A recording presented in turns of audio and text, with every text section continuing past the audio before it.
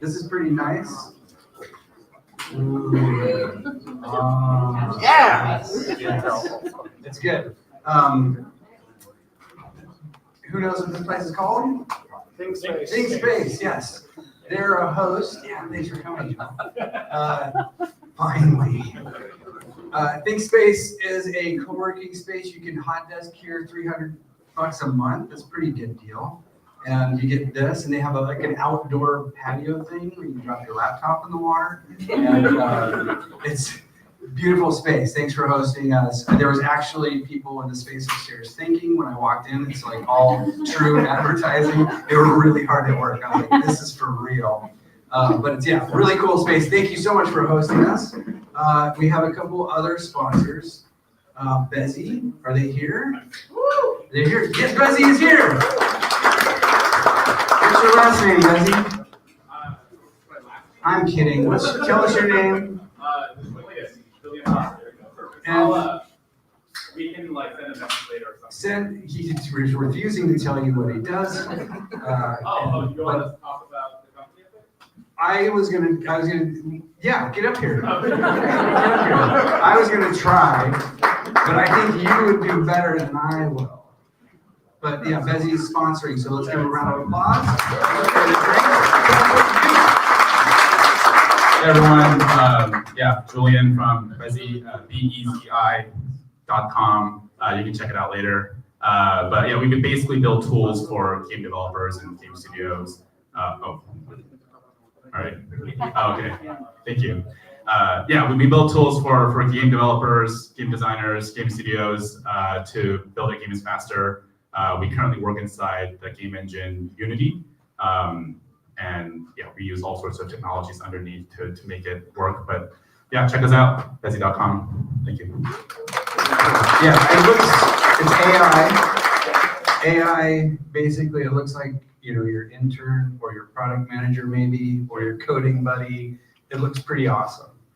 So I'm gonna try it. Yeah, absolutely. Yeah, it looks cool. And we have another sponsor. Statsig.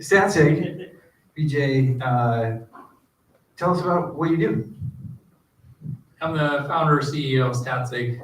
Name's BJ Raji, statsig.com. We provide a platform for product developers, and it also includes game developers. Everything from feature flagging, to product analytics, to experimentation. So if you're building new games or balancing existing games, it's a good way to do it. EA, Epic Games, and Riot Games can't be wrong, so give it a shot. Yeah, those are some baller companies. That's pretty good. It does look really powerful. I'm an absolute product management nerd, and so also want to try Statsig. When we grow up and have a big game out. We have a really awesome group of folks that are here for the panel. But before we dig into that stuff, real quick, I just have to say, this is like my favorite day of the year so far. Because I was at a lunch with the mayor and the city council presidents here in Nelson, and we were raising money for Pacific Science Center in a room full of 1,000 nerds. And I was like, this is so much fun for me. Like, all these are my people. And then I get to spend the evening with even more. This is great. This is a really good day for me. A quick introduction for me, Josh Ayala, CEO of Perfect Day Games. We kind of do outsourced dev stuff for folks that want to make really fun games and get to partner with people. Hopefully someone like Tyler I could work with one day if I'm lucky. I also help scale the Minecraft UGC marketplace as a consultant for Microsoft, doing that, and that's really fun because Minecraft's pretty fun. It's a pretty fun game. My 10-year-old and I play a lot. And so tonight, this is the first inaugural, is it right? Tim, where's Tim? Is he even here? Yes. He made it, okay, good. Tim, inaugural founders event? Correct. Through Seattle Indies? Yes. Yeah.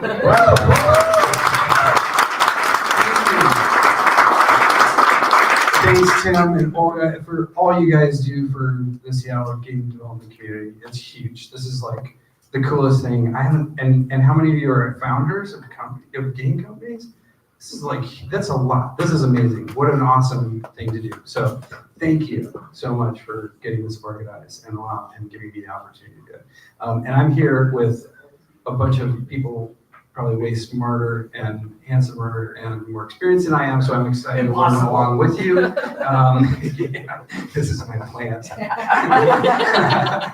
Just build me up a little. And so I'll just pass it down. We'll do some intros, and then we're going to talk about kind of founders stuff. So operations and administration nerdery. Talk about financing. How do you finance? Is probably the holy grail question, probably for most everybody, is how am I going to get my game funded? And then like being a resilient person, which is needed to be an entrepreneur, be a founder, be a leader. So many things. It's a lot. So with that, I'll hand it off, and we can do quick intros. You already heard BJ, but if you want to add any other color, go right ahead. Hi, everybody. My name is Marianna Vallejo. I'm currently Director of Product for a mobile game at EA. And before that, I was a founder and CEO of Daily Magic, the indie-ish / commercial studio that was around for about 10 years. And then I sold it to Playrix, mobile game developer. And after that, took a break. And now I'm back in corporate world. Hello, my name is Tomas Gomez.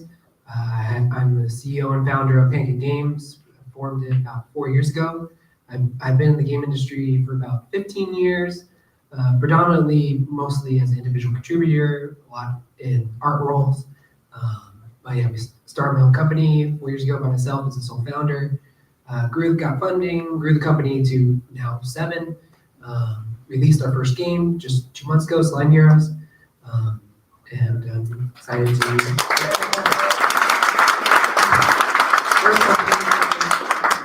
Thank you. We're still working on the port, so it doesn't feel like we're at the end quite yet. Yeah, it never stops. But yeah, I'm excited to share my experiences up to this point. Hi, I'm Patrick Askeles. I'm the founder of Dark Arts Software, and we're currently building like a VR dancing game. I've been in the industry for about getting close to 25 years. Games, consoles, VR. I've worked at Microsoft and Meta, as well as like a few gaming startups. Yeah, so been around a while and done a lot of things, I guess. Okay. All right. All right. Hey, I'm John Watson. I am one of the co-founders of Stoic Studio. I'm now a CTO, which means I run the engineering folks, try to get them to do things the way I want them to do them, which sometimes works. We released a game on Xbox a couple weeks ago called Towerborn. It's a side-scrolling brawler. Because it's online, we're kind of in the same boat of like, we're just kind of getting started, it's been going forever. We made a series called the Banner Saga before that, a trilogy. And so the company's been around 13 years. You're right there. Yeah, I've been in the industry about 25 plus years, worked at EA on Star Wars The Old Republic and Star Wars Galaxies at Sony. And incidentally, I came from a science background. I worked on the Hubble Space Telescope before that. So,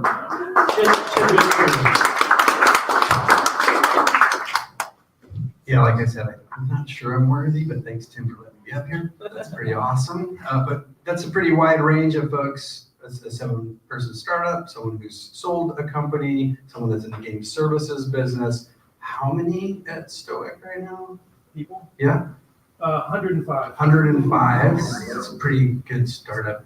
Pretty on Banner Saga. Yeah. And Patrick, you're Right now we're 9. 9. 9 core Yeah, team okay. and then a bunch of external. Yeah, that's great. That's good. It's a good mix. So lots of wealth of experience up here.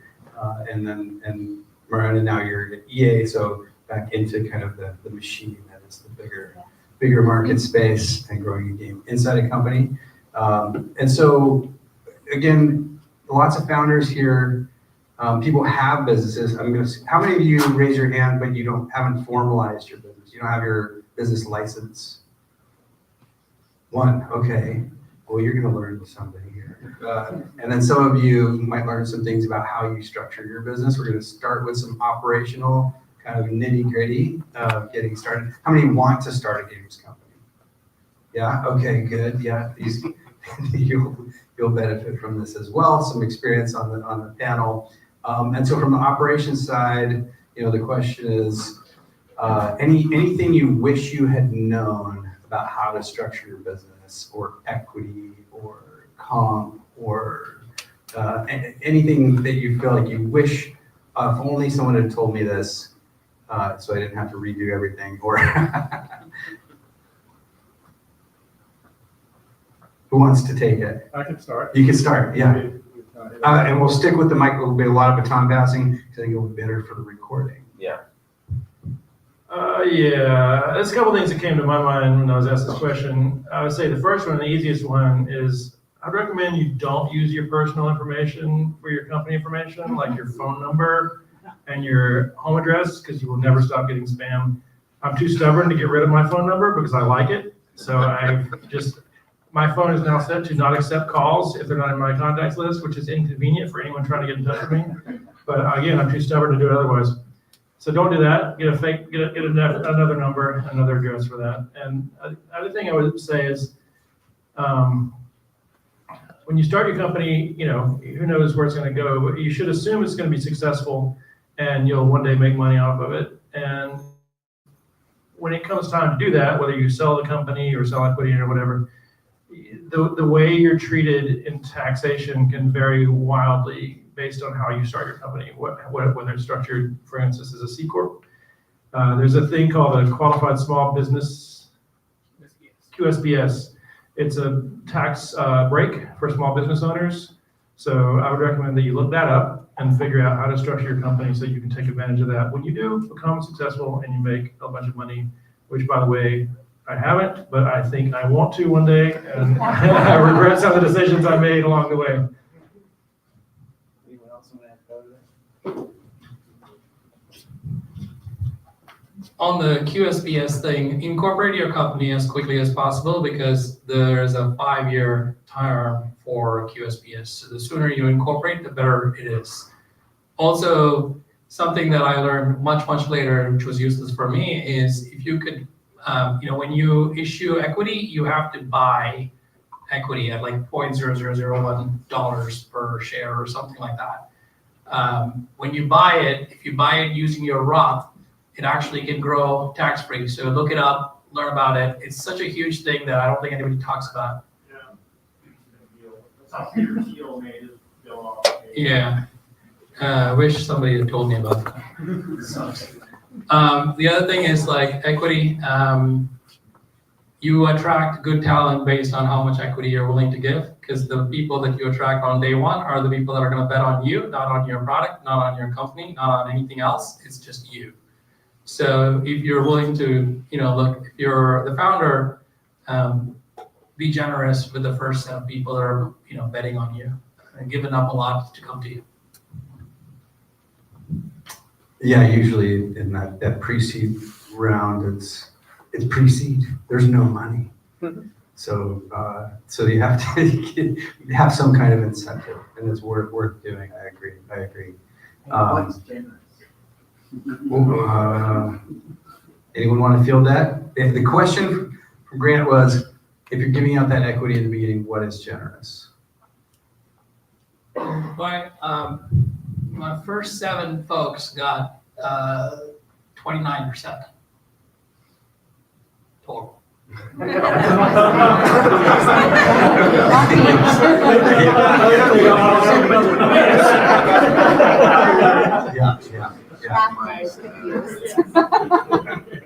And oh yeah. I want to share like a little, just to touch on that, how I started. Just want to share my experience. So I actually did not know anything about this equity stuff, and that it's a thing, and you need to divide it and stuff. So I didn't even know back in the day what that was. So how I got the first people to sort of join me and buy in, I was basically paying them salary from my salary that I was getting at another company. And that's how they sort of believed that it will be bigger salary later, and that equity question was not on the table because they were employee from day one. That's a different way to do it. Yeah, yeah. But if you can fund it, that's bootstrapping. Really, yeah, paying out of your pocket. Yeah, which is awesome.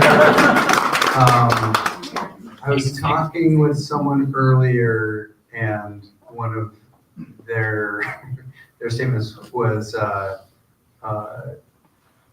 don't dilute and don't take money as well as a strategy, which I don't know if that works for everybody. But yeah, bootstrapping can be a good way to go. Lots of different ways to do it. Any other? Oh, there's a question. Yeah, do it. Have you ever heard of anybody that regretted bootstrapping, or Have I heard of someone who regretted bootstrapping? Do you regret it? A little bit. Oh, yeah. At the end, it worked out, but at some point, I was about to lose my house, so that was the low point. It can be really risky. Yeah. And yeah. I've known people that have both benefited and regretted every single way you can slice it up. Yeah. Right? So some people have bootstrapped and lost everything. Some people have gotten tons of external money, Yeah.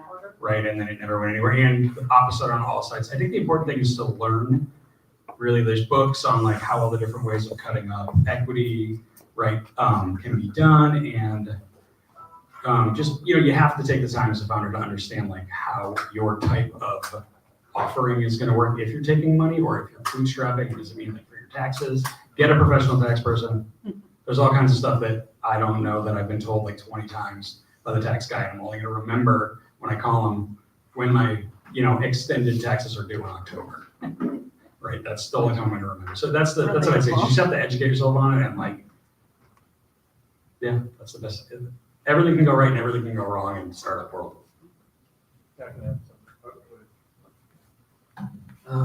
Yeah, I can answer that question. I also had an answer kind of the first question too, and it's kind of the same. So this is my first company, so it's a lot of learning for me. I definitely took it as I didn't want to take VC money or money in the company. I wanted to own it 100% because I didn't know where the company was going to go, and so that was the direction I wanted to go. So I wanted to find project funding, which luckily I was able to. But that first year, I bootstrapped it. Like I had my savings. It got close to that zero number that first year. Luckily, we were able to raise the fund. I was able to raise $500,000 for Slime Heroes, and then grow my team. I think to the question that you asked, like looking back, I think even after I raised money, I still had that bootstrap mindset. And so I actually I very little paid myself through all of development of the game because I thought, well, this money for the game is to make this game good, and I'll get paid later once the game sells, and I'll be able to pay myself. Looking back, I think so.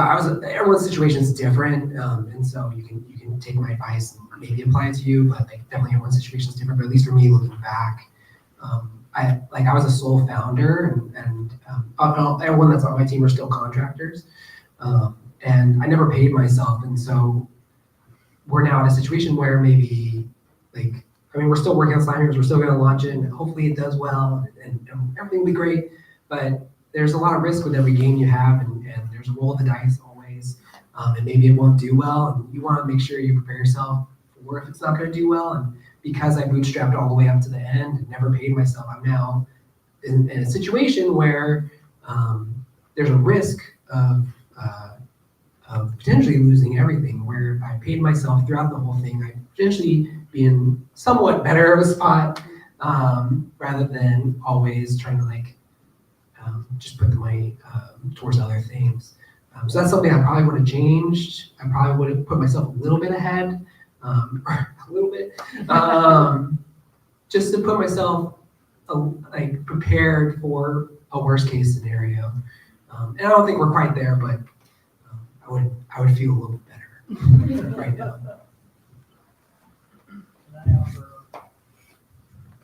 I'm going to offer a little bit controversial point of view on this. Sorry, what's going on? She has a Oh, Everyone's sorry. Look, if somebody is willing to give you money or fund your company, it's irresponsible to not take that and fund it out of your own income. Look, there's an aspect of like, this is not just you when you're founding a company, it's your family. There's a lot of stuff that is riding on it. If you are betting all of that on a company, chances of success of any company out there is very, very low. So unless you're like a lottery player, you shouldn't be really doing that. But there are times when you cannot find a good venture capital to like fund you. In those cases, and if you are compelled, if you have such strong conviction in your company to go build it, then go build it out of your own money. But otherwise, out of whatever ego, if you say like, I don't want to take your money, even though you are able to raise, that doesn't feel like, feels irresponsible. You should take notes on this. It is being, yeah, but I'm just saying, I'll get to you. I see you. But that is, there's that, I brought up bootstrapping on purpose. There's the other end of the spectrum, which you're describing, which is absolutely risk averse, and which is the philosophy of never use your own money to build a company, and always pay yourself. Games industry is a little different than your space. And so let's acknowledge that as well, where venture capital, I was talking with someone today from great guy in the angel community, and I was telling him, hey, I designed this game this weekend. I'm really interested. I'm excited about it. And he said, oh, come down and pitch it to the angel group, and Angels Alliance. And I was like, no way. I know I'm going to get 1,000 no's probably of getting this thing, and that will be the first very known no, right? So know your audience. They don't know the market space. Game developers will oftentimes invest in that passion and based on how their understanding of the market space and the community of players works in that ecosystem. So it's pretty different, but I can't argue with you in that statement of if you can get the money and de-risk your family. I don't know, I would probably prioritize that. But tell us where to go find the VCs, that will send us those checks, and everyone's ready to hear. Okay, well, I guess you can follow up with him afterwards, and he'll tell you all their emails. Yeah, good. Great. I want to keep the conversation going, so I will take a question because I like doing things like out of order and however you guys want to do it too. So go ahead. Very quickly. You mentioned, Vijay, you gave 29% to your folks that stuck with you.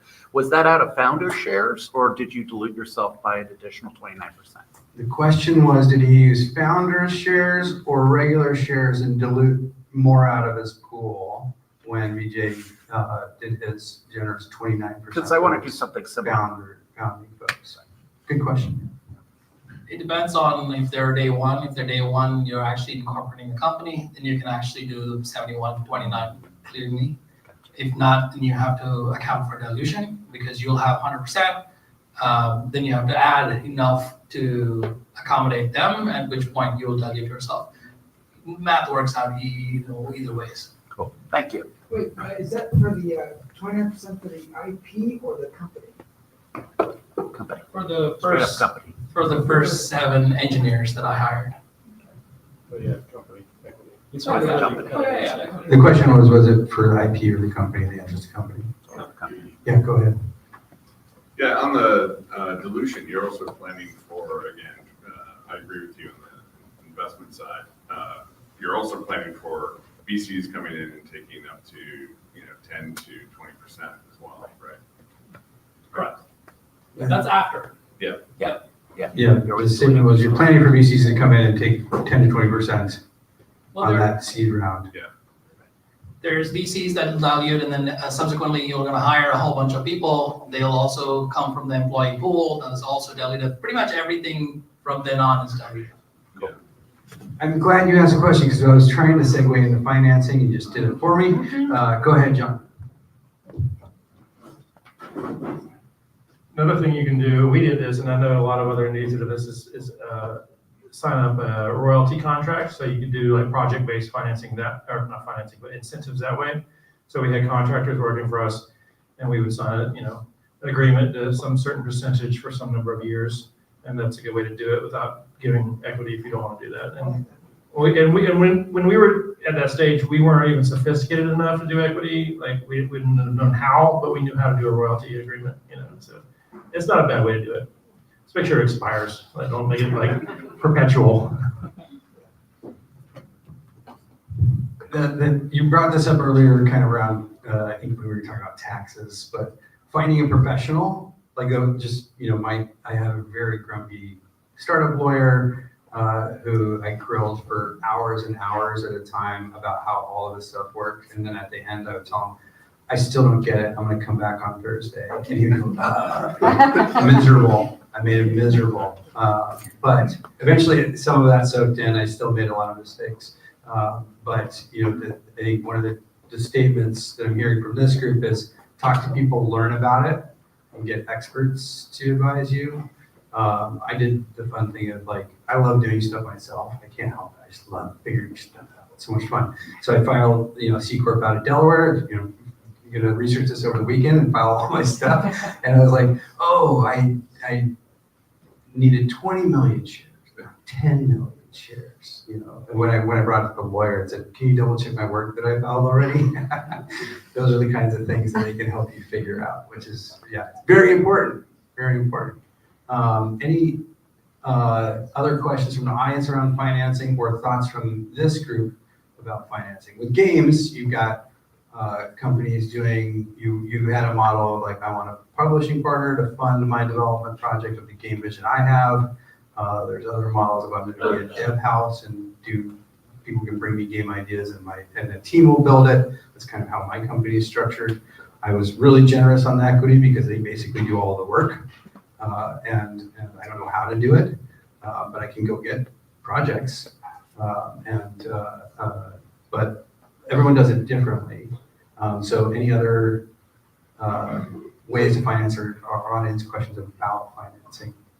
Go ahead. Do you guys have any experience with crowdfunding or early access? Yes. The question is, do you guys have experience about I was crowdfunding leading the witness, I know. some and people early have. access?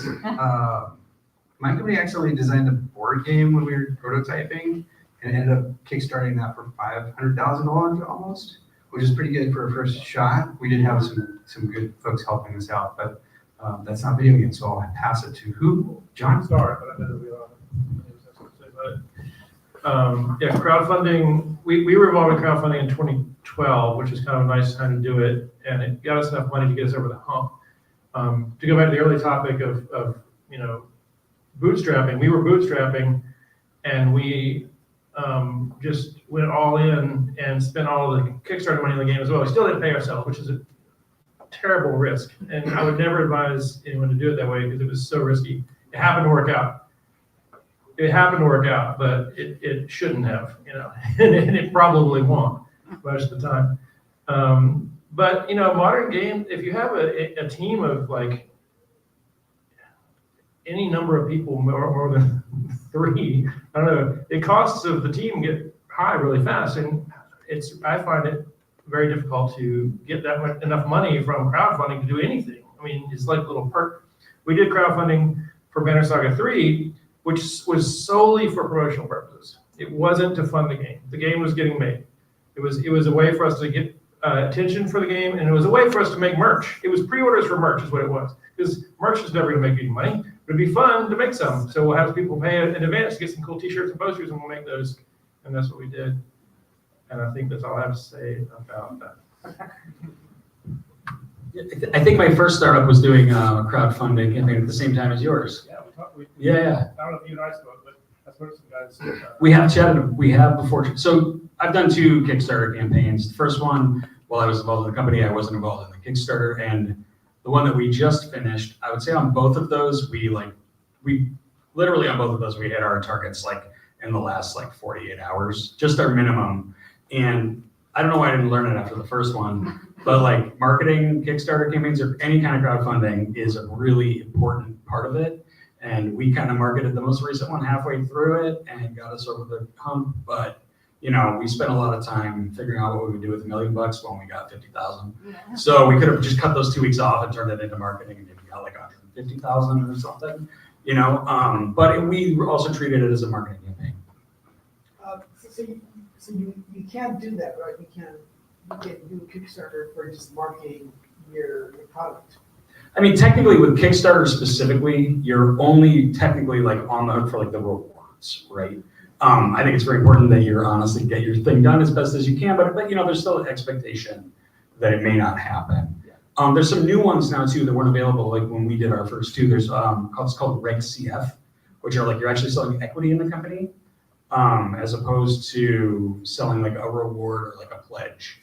And I haven't done one of those yet, but we may or may not in the future. The difference there is, at least my learning is that the backers there really do kind of get behind you more as you move your product along because they have a financial interest. They're not like getting a t-shirt or a copy of the game. So we might investigate in the future. Yeah. They got bought by Start Engine or Smart Engine. I forget which one, how it's pronounced, but yeah. Kickstarter cost before we get the question. Was there another question? I forget the other question. No, but you got another Okay. one on it. Hello, everyone. Thank you for being here. This is an amazing event, and I'm so excited to be here. The question I have is actually directly related to finances. So when someone invests in your company, it's obviously because they believe in you, and you want to honor that trust. My question is, what are the expectations from investors, and what can we do as game developers to keep them happy? The question is, someone's investing in you, they're putting obviously a lot of trust in you and they believe in you. And what can you do to make them happy? And some of us have had boards, some VC boards before. And the answer is not really anything. They're just unhappy until the check comes in and the money's in the bank. They're just going to be unhappy. But how about the other people? You guys have thoughts on the other people? That was in jest. You can answer this however you want. Okay, I'm just gonna, so I, aside of my day-to-day job, I'm also a limited partner in the VC fund, but it's not gaming, it's mostly fintech, but the principle is still the same. And I don't know, it's all math related, so it's all unit economy, and even on pre-seed stage, when you have nothing, it's still all based on if your unit economy works or not, and if there's like even a slightly tiny bit of traction, and yeah, like everyone believes in you and all, but like they also look at that mostly, and to make them happy, you just need to show constant growth, or like be on trajectory there, and like constantly report it. Like actually, we see. World is kind of boring. Like there's like a lot of back and forth, a lot of like looking at those numbers and making sure you actually stay there, so the fund don't lose their LPs money, which is a lot of times just savings and 401ks and like a lot of like just regular people savings. So everybody just need to make sure those monies are still there. And yeah, it is in my experience, it's all about the unit economy. So, I mean, your question was investment. So I've got to invest through my company. I got investment a handful of ways. So like I got a big investment from Humble Games into our specific project, Slime Heroes. I also raised some funding through the Xbox DAP program. And then we also have a publisher. It's a different type of investment. So depending on who's doing the investment and for what, like it's a different relationship, each one independently, and they have different goals and what they want out of the thing, and the relationship's different. And so there's different things you have to do to make sure that relationship's good. So like for for investments, most of those investments that I had, like those were all project based, and so they're all based off of milestones and time frames, and generally, as long as we hit the time frame and produce the content, the relationship was good. Now, like we have a publisher and we've launched a game, and so that's a different dynamic, and there's profit sharing, and so we're working together, making sure that they're doing their end, we're still supporting on our end, and that's a dynamic relationship, and how the game's doing, and so there's and that I believe ideally the game makes a lot of money, everyone's happy regardless. But as long as there's good communication, I feel like generally like with that type of relationship can mend most bridges.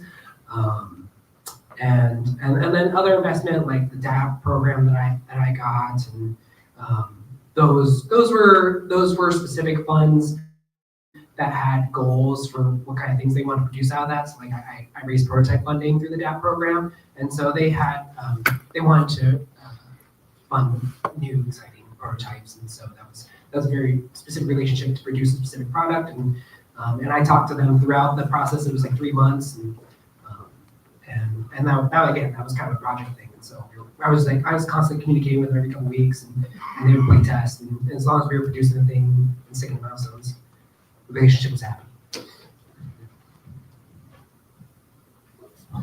Thanks. I've weirdly sat on all sides of the table where I'm an angel investor, LP in a fund, tech fund, similar, raised a pre-seed round, became solvent, so didn't raise more money. I stayed in that space of we're going to try we're going to be autonomous and not have that board that's always unhappy with me until the money comes in. And I'm happy in that space. And last year got curious, and so I ran a fund. And I think pretty simply, like, be honest with them, give updates, let people know you're alive, signals of life are good, and kind of the basics, but don't send out vanity metrics, and people, they're investing in because they care about you and they care about what you're doing. Most investors are looking for they're investing in a person or a team ideally, and they're looking for more de-risking through if you have experience in that market space, and then traction. And a lot of the games businesses right now, they're looking for all of those to invest. And so it's pretty challenging on the VC side, except for BJ's going to send out that email list to you guys after this, so you guys have the investors ready to blast those out. Thank you. And then, but I think doing great work and demonstrating that you're trying your hardest and being honest when you can't get the thing done for whatever reason, and then also asking for help. So especially folks that are investing in the games industry, if you're getting a publisher, or those are some really seasoned, experienced people that are doing those kinds of deals, and so leverage that brain trust. Build. Ideally, you're bringing in investors that are helping build your possibility of a success, increasing the odds, and that's you can't always be picky. Sometimes you just need to de-risk and be responsible for your team and your company. But those are, I think, good things to be thinking about when you think about how you're going to manage that relationship with an investor. Go ahead. Can I add to that? Josh, from my experience as well, is part of, I think, showing investors or even your publisher is also getting your team to understand how they show their work. And for me, the best way that did that, even outside of whatever milestone definition is provided to you by a publisher or by what your VCs are looking for, is you're helping the team constantly evaluate yourself, and are you moving forward in a good fashion, right? Specifically for games, because I've worked on the tech side and the game side, is that the games are art forms, and so your market is changing way too fast. And for me, the minimum I have is if you're not shutting down or training your team to close every 3 months and showing your work to your VC and other people who are invested in you,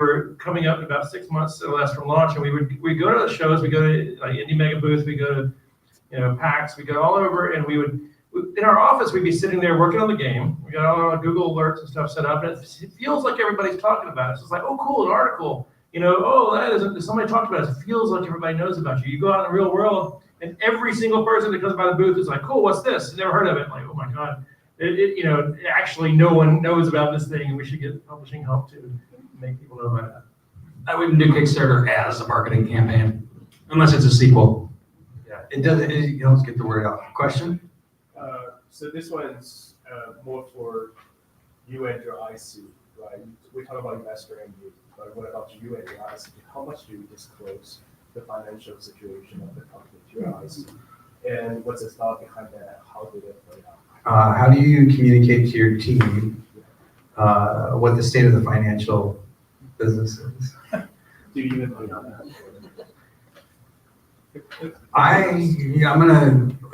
I'm pretty transparent. I want people to be able to own their destiny and understand the risk of the business. And I want to get people who can't handle the stress of maybe having an end of the road, that we're always building the road as we go. Because not everyone's cut out to do that. And get them into the best job where they're gonna be the happiest people. And everyone else can come with me on the crazy adventure of the unknown. But make sure people are in the right place for their own capability or resilience level for that kind of state of being. And I wanted to touch on the resilience piece because as an entrepreneur and as a leader of a business, you have to have that resilience and have a team that can absorb it. But I tend to be more transparent, but I'm curious how you guys handle it. So early in my founder days, I actually was disclosing all the budgets and everything going on because I wanted other people to also own a budget and know, like at least the management level, to know everybody's salary so they can budget them out and promote people when it's actually needed, and also to know like what are the implications if we don't hit the milestone, then we don't get a tranche from publisher or whatever, and everyone's out of job. So it's very important, I think, to have it all transparent. Like, there's no really reason to hide it, because then you don't get buy-in from them. I mean, I'm mostly gonna repeat the same thing. Like, yeah, I'm very transparent. I think I would reiterate, like, I think there is a little bit of concern of like putting that stress on your ICs, but I look back at my careers and I've been in a bunch of startups, ones that have closed. I've experienced studios shutting down while I was still at home and just opening my laptop, and I couldn't open my laptop. That's how I found out I left my company. So I've experienced a bunch of closures, and the companies that I was at that was transparent and told me that stuff, even though, yes, it added a little bit more stress of knowing like, oh, the company only has this much runway, like I'm not gonna be secure, I think pays out and them then trusting you, and also de-risks it for them, and they can kind of then be smart about their decisions, and because I'm paying them, and maybe this is a situation where this is their only income source, like their livelihood is dependent on me, like, and paying the bills, paying their and I want to make sure that they can make the smartest decision for themselves, and so that's why I'm as transparent as I am. I think you don't have to give every spreadsheet.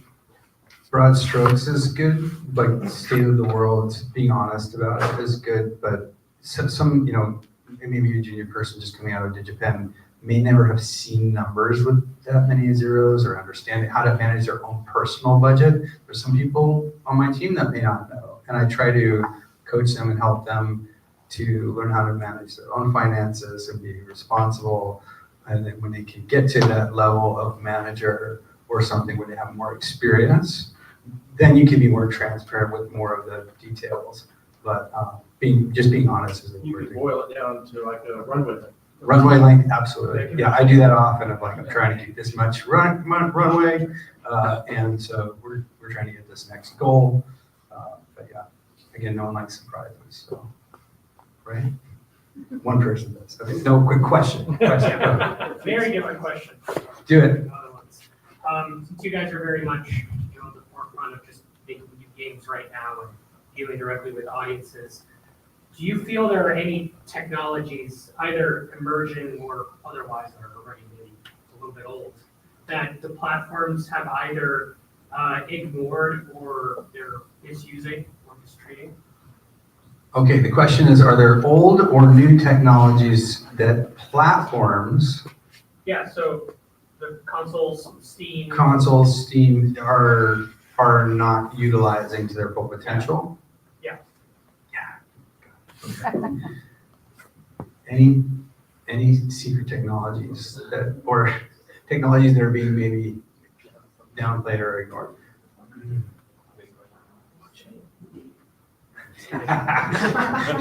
John says blockchain, so any other ideas, guys?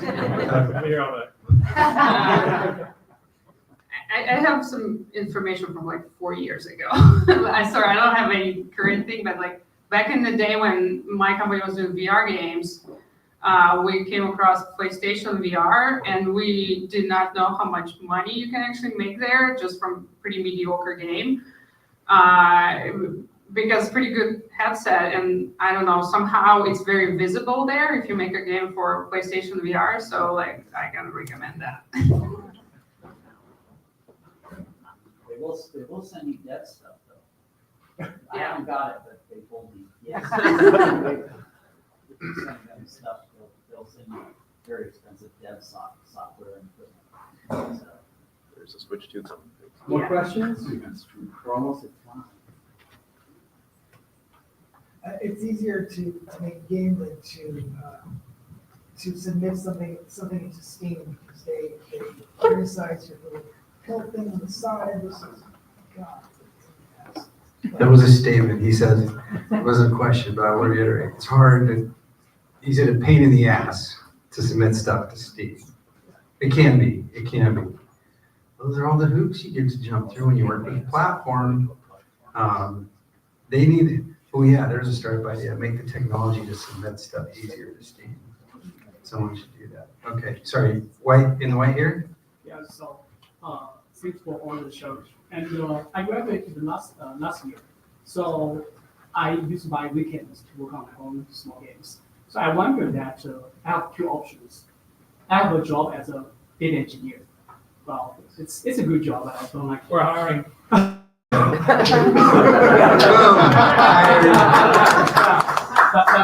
I don't like it very much.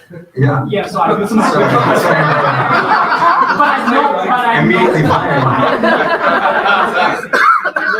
Yeah, sure. Keep going. So yeah, the second option is that I can try to work for a game company, right?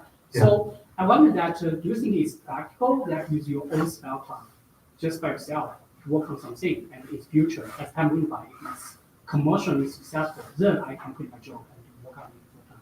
Or, I guess how you start, you directly quit, or you have something profitable first. The question is, I have a job that is a pretty good job, but I hate it. And Oh, it's okay. Sorry, I'm summarizing. These are the Cliff Notes version. He's miserable in his current job, and he's working on a game on the weekends. Is that a good strategy to build towards his dream of making a game, or should he get a job at a game company where he maybe will be a happier person? That's try and find out. I can just share my experience how I did it. So I had to work somewhere to pay my employee's salary to get my salary. But I waited till we have a pretty solid prototype, and I already knew the publisher that we were gonna show it to were about to send us contract. And then I quit and I focused like a couple months on laser focus on the prototype to get it done, to sign the contract and all that. So there was like a little bit of gap, but I still was waiting to be in a safer space. Everyone's situation is different. Like, as long as you're financially secure and you have your necessities, like if whatever you can devote to, it sounds like you want to make games, that your endpoint is making games, then do that as much as you can. The majority of my career, or at least especially the last 5 years, I always made games on the side, my own games on the side. So late nights, on the weekends, I was making my own games. The push for me to do it full time was just a matter of fact. Like I had savings. I felt like I wasn't able to put my all into the games that I was building on the side, and so I took that leap and like I wanted to put my all into it. Now it sounds like you're a little bit earlier. Maybe there's some skill sets you're missing. Like I would highly recommend if you can get a job in the game industry and you want to pick up some skills, that's a great way to grow that skill set. They're basically paying you to train that skill set. And so if that's something that interests you, I highly recommend it. And just be very pointed on the jobs that you want to take to grow that skill set to where you feel then comfortable to make your own games. But yeah. I will say that I agree 100%. You working for a game company can be very rewarding. You'll learn a lot of things. You meet a lot of colleagues who may become co-founders with you in the future or something else.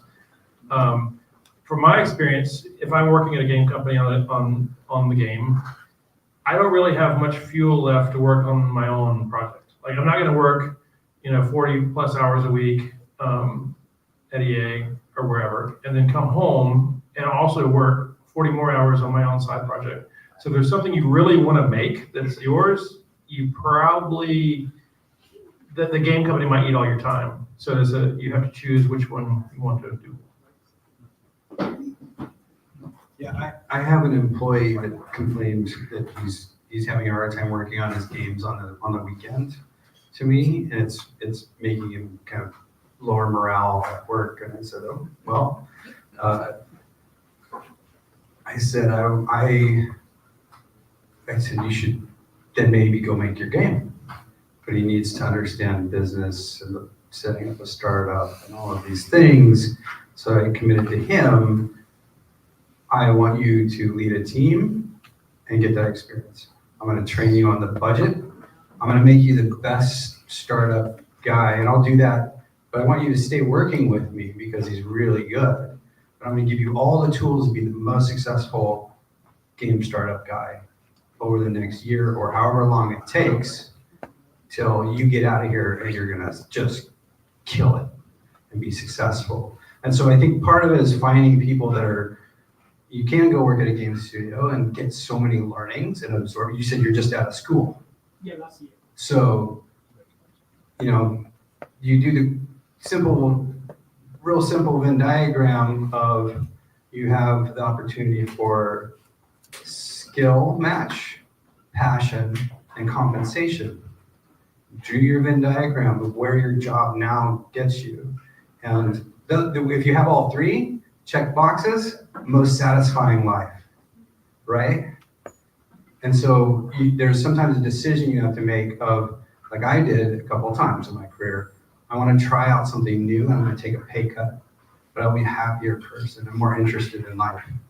And so everyone has a different answer in that decision matrix. So something to chew on. Yeah. Thank you. You're welcome. I wanted to, this is good.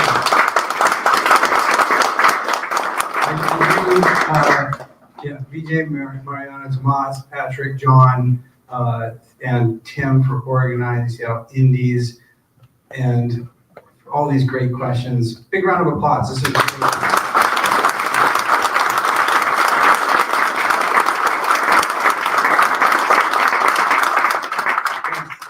Thanks, everybody. Thanks. I think some of these guys will stick around. Maybe if you're lucky, you can get the email list or find out more about the projects that they launched. And I'm not going to let that go. So I have to run to a meeting, but I could stay here all night and do this. It was so much fun. So again, thank you. Thanks, everybody. Enjoy the rest of the evening.